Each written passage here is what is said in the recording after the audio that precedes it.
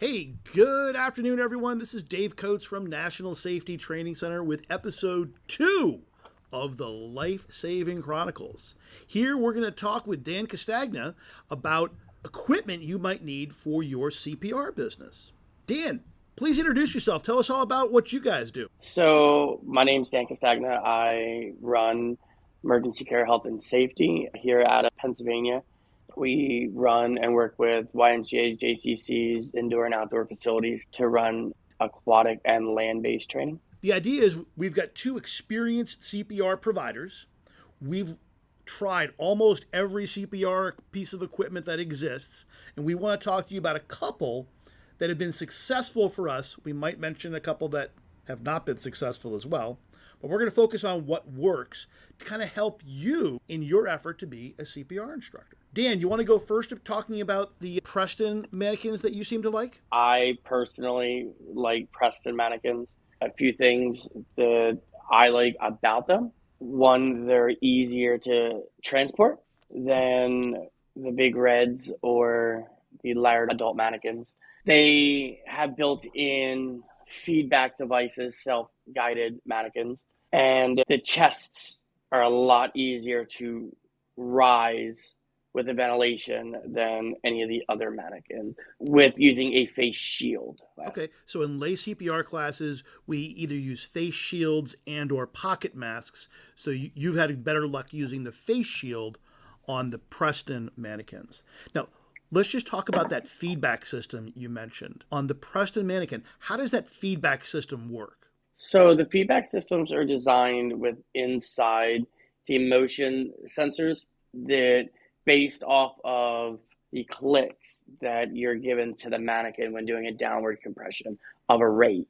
And then that's how it's guided to the mannequin lights that are on the left, over the left-hand shoulder. Right. There's there's one yellow, one red, one green, and 2 green. So there's some lights up here on the mannequin. As the providers are doing CPR, the compressions and ventilations, the instructor and the participants can look at those lights, and that kind of gives them direct feedback on their level of success. Yes. So if you explain the lights before you practice doing chest compressions, and the learner sees that they're only having one light up or a yellow light, they know what the colors mean and the rate. So they know to pick up their speed is a self-guided to get to the 100 to 120. So it provides good feedback for the students. In particular, correct, for lay rescuer classes, these lights are pretty self-explanatory. I think the students get decent feedback with those lights, and it kind of gives them the information they need to either improve or know that they're hitting their goals. And the same with the instructor. Correct.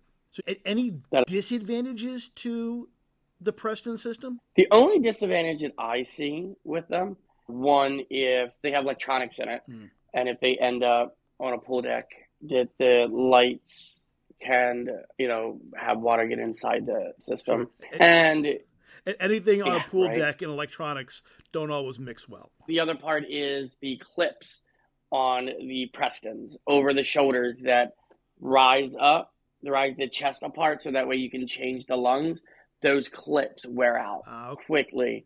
So when you give a ventilation, the chest will pop straight up. So you have to change the inner shell. I change it probably once a year. I change them all. Okay, fair enough. So, let's conclude. Preston is a good quality mannequin. It allows for a jaw thrust, correct? That is correct. If you have the jaw thrust, if you have the head that allows the jaw thrust. So when you're purchasing that mannequin, you need to make sure, if you're teaching basic life support or lifeguarding classes, you need to make sure you're getting the right version that has the jaw thrust head piece. So good quality mannequin, it absolutely works. I think it's kind of optimized for the lay rescuer classes. I like the lights, and I think the lay rescuer people really enjoy that type of feedback. So let's talk about the big red mannequin made by Braden. The Red Cross seems to love this particular mannequin.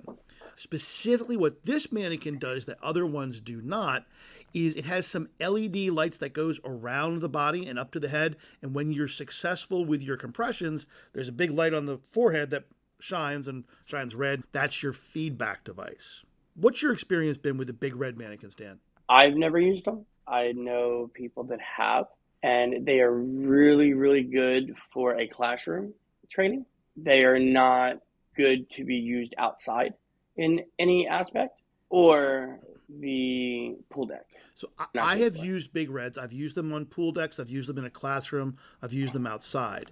Again, I think they're excellent at the lay rescuer level because that feedback with the light that goes on when you're doing compressions correctly is wonderful. It's simple, easy feedback. They are heavy, considerably heavier than the Prestons. They are considerably heavier than the Laerdals. So again, Big Red is wonderful. It's big and heavy. The issue is big, heavy, optimized for lay rescuer class with that kind of LED light that shows blood circulating and ultimately the light that goes on the forehead when you've kind of achieved the objectives of the CPR exercise. Yes. Any other thoughts on the Big Red mannequin that you have, Danny? No. Like I said, I've never used it. I know people who have, and they're highly expensive. They are. So if you're just starting out in your own business, listen, eBay. We'll talk about sources about where you can find these mannequins at the end, but so Big Red is probably your most expensive choice. Correct. All right, so now let's kind of go back to my personal favorite mannequin, which is the Laerdal QCPR Annie mannequin. So that is kind of the latest iteration from Laerdal, which debatably kind of started the whole CPR training mannequin regime. I actually don't know how long ago. It's been quite some time. I started doing this in 1984. That was the mannequin that we used back then. Laerdal QCPR mannequin. Hold on. Let me get one. Here we go. This is the Laerdal QCPR mannequin. Chest works pretty well. We've added some Velcro, which we use with our AED pads. We'll cover that in a little bit too. The head does tilt back, so you can do the head tilt chin lift. The jaw thrust also works on these mannequins. Again, that's important if you're teaching BLS and or lifeguarding where you need to do a jaw thrust. These particular mannequins are eminently field repairable. All the parts are easy to access. They're easy to replace. The lungs are easy to replace. We own about 150 of these things.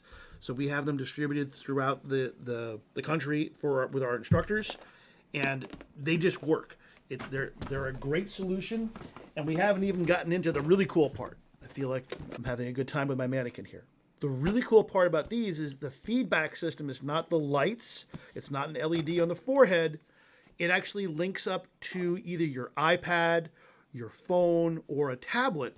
We'll show you the graphic up here of what it looks like, and it provides you real-time data with how deep your compressions are going, the rate of your compressions, how much air you're ventilating your mannequin with, and it ultimately gives you the chest compression fraction, which is what we're looking for as instructors to determine your success with CPR. So from a technology point of view, these mannequins are much more sophisticated and they give much better feedback. They're optimized for medical providers, for people who have a duty to care. So EMTs, nurses, doctors, and I'll even go with lifeguards who are required to have the chest compression fraction. So we use these exclusively in our basic life support program, and we have had great success. It is so amazing when you have a bunch of people who are doing CPR and they see their score. They see their score maybe at the first time they practice CPR, and then they see the score after they've practiced 2 or 3 times, and all of a sudden they may have started getting a 50% score, and they end their class in the 90s. That's a very good motivation for them, and good feedback for the instructor. Dan, do you use these as well? Yeah, we have them. We don't use them for AHA training as we don't have the feedback devices in it. This mannequin with the QCPR version with all the electronics in it also is available in kind of a non-electronic version. So you can get this without all the electronics in it. And again, they work very, very well. But with specifically for the AHA, they require a feedback device. So it could be the 3 lights that are up here on the Preston mannequins. It could be the Laerdal QCPR, or it could be Big Red with the light on the forehead up here. Yep. So all that's true. The Red Cross doesn't require the feedback device, but it does require the instructors in certain classes to calculate the chest compression fraction In this case, the application on your iPad or your phone or whatever does that for you. Anything else you want to say about the mannequins, Danny? Make sure you know how to use them, because I promise you, things will go wrong and you have to take them apart. We can cover that in a separate video. But again, these particular ones, the Laerdal ones, are very easy to use. They're easy to repair in the field. We carry spare parts with us. Not that we need them often, but if we need to replace a chest piece or a spring or a clicker, the lungs are very easy to replace.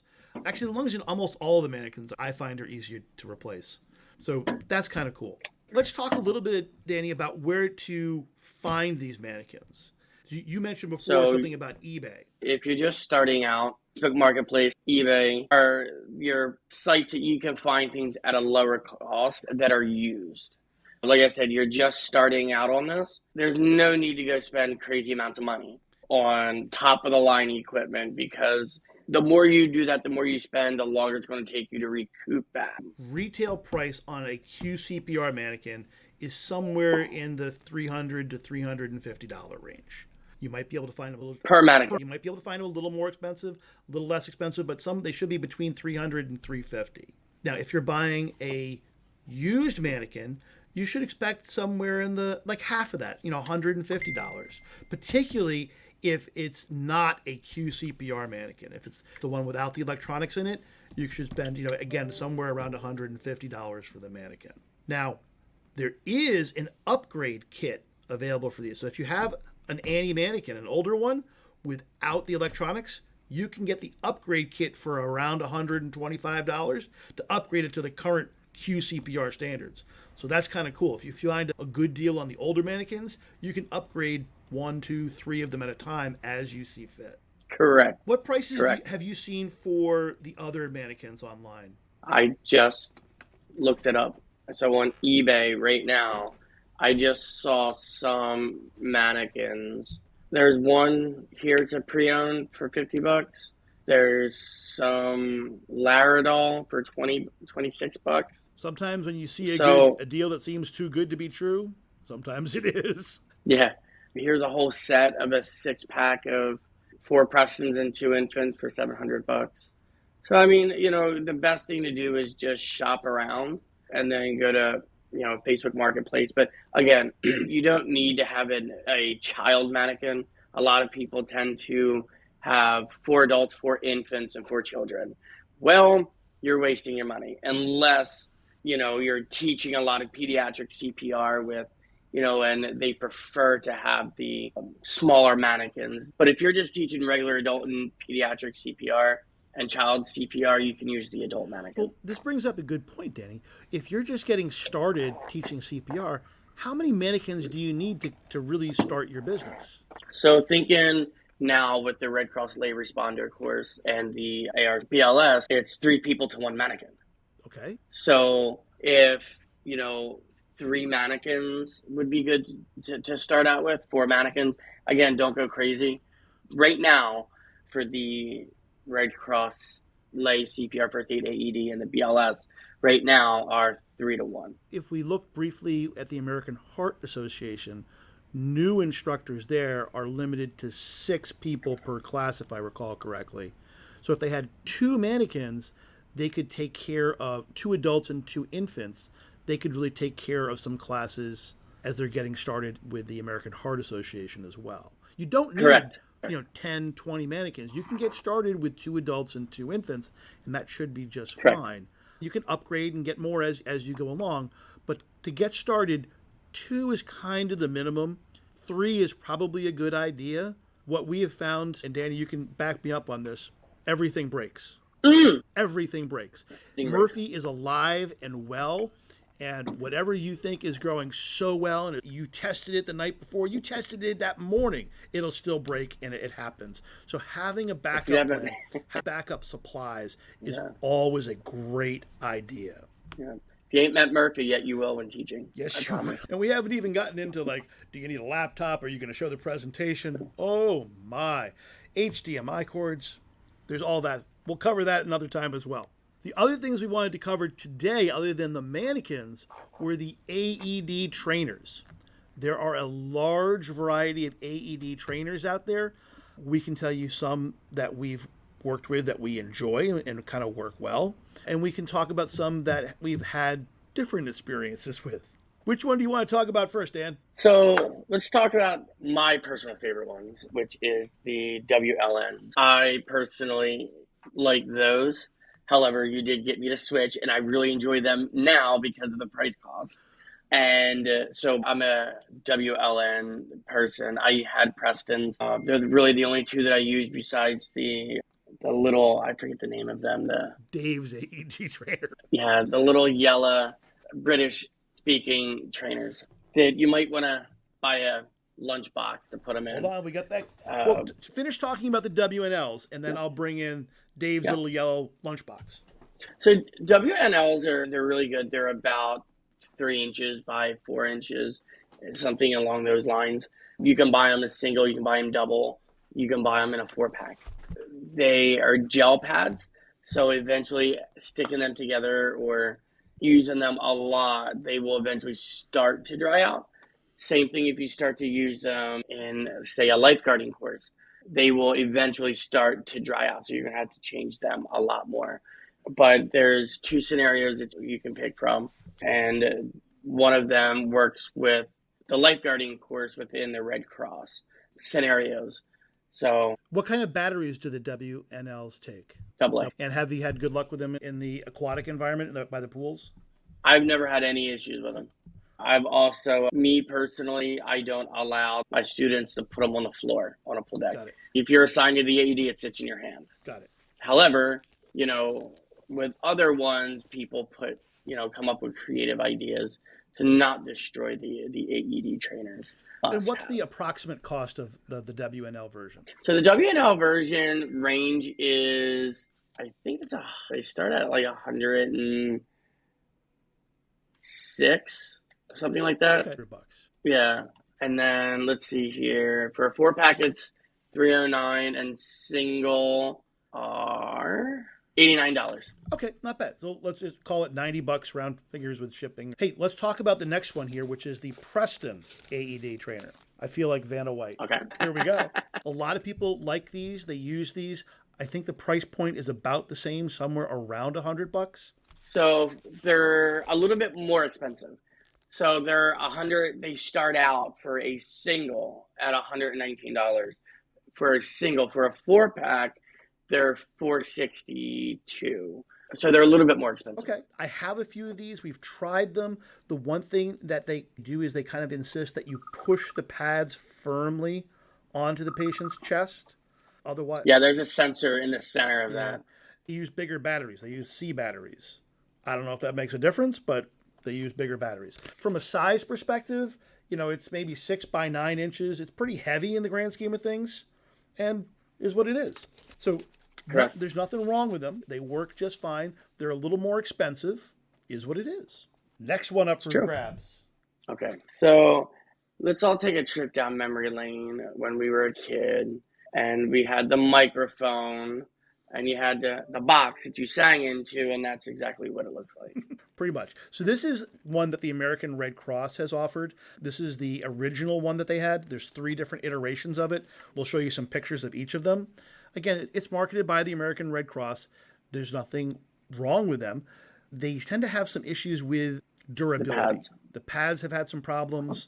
They definitely have some durability issues. I will give you a tip, though, if you are using them. The trainers itself can be pretty decent, are pretty decent. The pads is the problem. The best advice I can give you is buy double-sided tape. So again, Danny likes the double-sided tape. We have taken the pads, we put some plastic folders on the back of the pads. We stick the pads to plastic folders and then use Velcro, and then Velcro on our mannequins to indicate where the pads need to go. Is that perfect? No, but it's a pretty good workaround, and it makes the pads last for literally hundreds of uses as opposed to 1 or 2 uses. Right? How much are these Red Cross ones going for these days, Danny? CPR Savers has them for $100. The new ones for $120 a pop. Okay, so they're the most expensive ones we've looked at so far. No. So the Prestons were a little bit more? Prestons were still a little bit more. That we've looked at so far, right. So nothing wrong with those particular units. They all work. I would say of the three that we've discussed so far, my experience has been all about the same. They last 12 to kind of 18 months. Are you getting longer out of yours, Dan? Oh, yeah. How long have you had some of yours? I haven't bought any new ones besides the little yellow ones. You've had some that have lasted you years and years? Yeah, yeah. That has not... Well, I also don't let them, when I teach aquatic classes, I do not let them near the water. Put them on the deck of the pool. I'm looking at the Red Cross trainers here now, right? So there's a settings on the end of, behind it that looks like it's 3 scenarios. So I'll show you the one that I have here, the older version. You can see here. This is the brand new version that they released. There's 2 different languages and 2 different scenarios. So the newer one apparently has 3 scenarios in it, which is kind of cool. Correct. And they are on the Red Cross website, $14.99. Okay, not bad. A good price. So before I get to my favorite AED, and it is my favorite, I want to talk about there are AED trainers that come from the manufacturers of the real AEDs that look and feel and act like the very real thing. So it could be anything from a Zoll trainer to a DefibTech trainer, etc. Each manufacturer of AEDs manufactures an AED trainer that mimics the real version, same size and shape and everything. Those ones can Correct. be, $400 plus. And I have found that they may have some additional features, which are wonderful, but they have the same longevity issues. I have had not great results using the expensive trainers. I've had not great results with the Red Cross versions. I've had not great results with the Preston versions. Is that because occasionally they get near the pool deck? It could be. I'm not as careful as Dan about restricting access to the pool deck to the AED trainers. Oh, no electronics and puddles on pool decks. They're on the pool deck for the training, but they're not laying in a puddle. We try, but, lifeguards. Huh.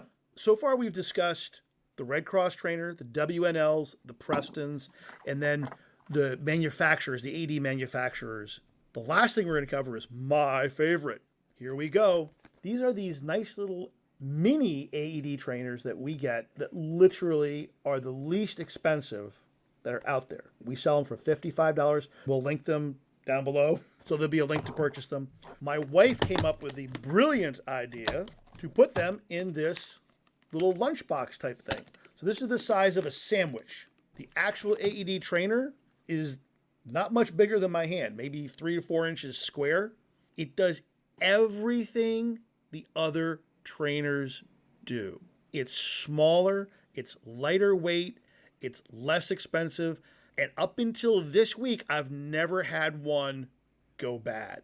I finally had one that broke. So the pads, again, are the same. They have the same, diagram on them.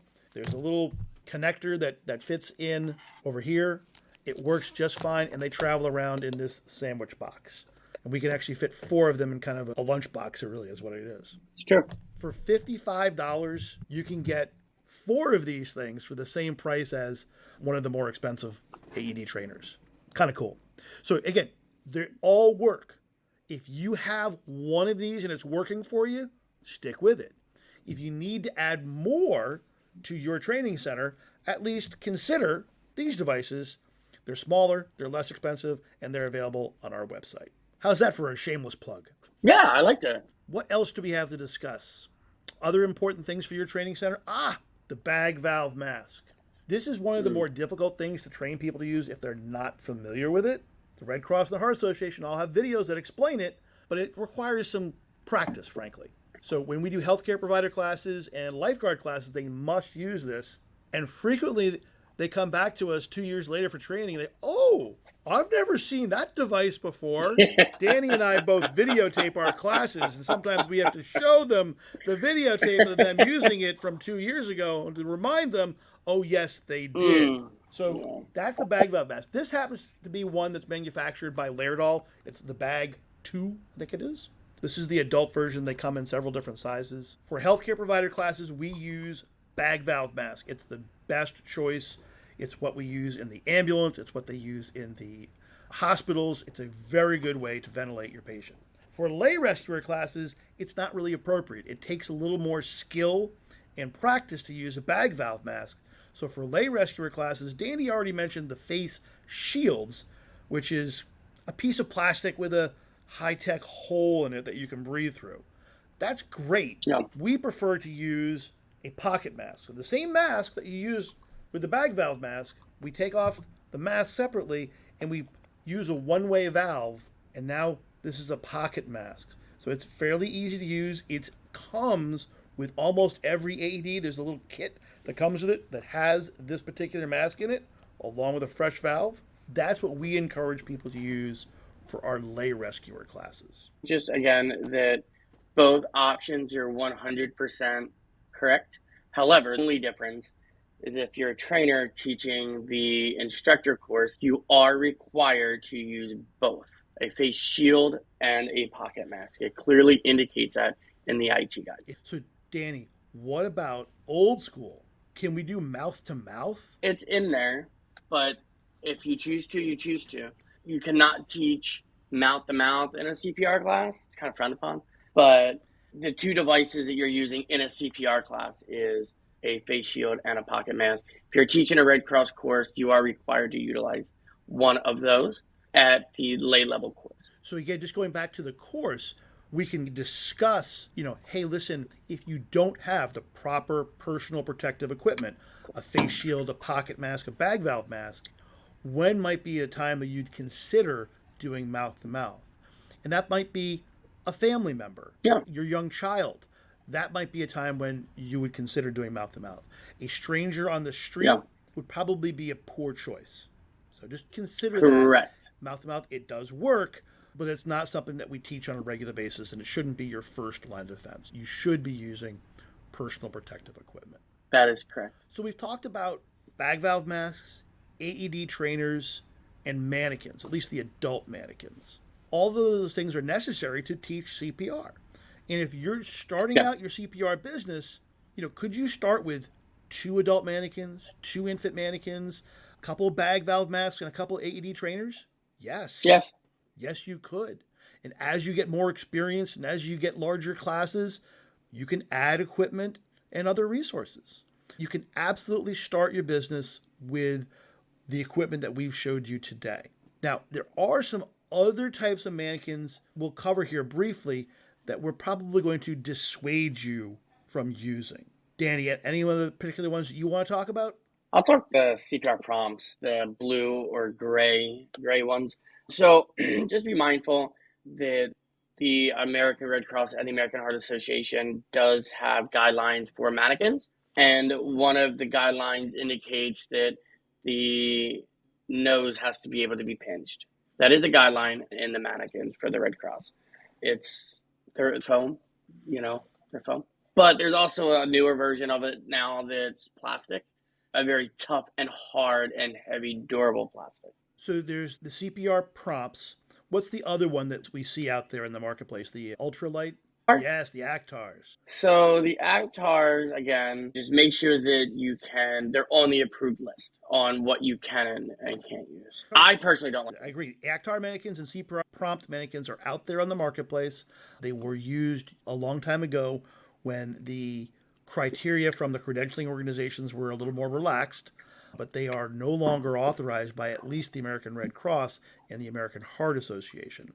So if you teach for someone else, they might be appropriate or they might be allowed, but at least for the Red Cross and the Heart Association, you should choose one of the mannequins that we discussed here today. We'll link below both the Red Cross and the American Heart Association mannequin requirements so that you guys can see those in your terms. There'll be some show notes as well as some other links below for the AED trainer that we have and the other things that we've discussed. Well, that's great. That wraps us up. We're about at our maximum time here. Danny, thank you so much for joining me today. It's been a very interesting discussion about CPR equipment for managing your CPR business.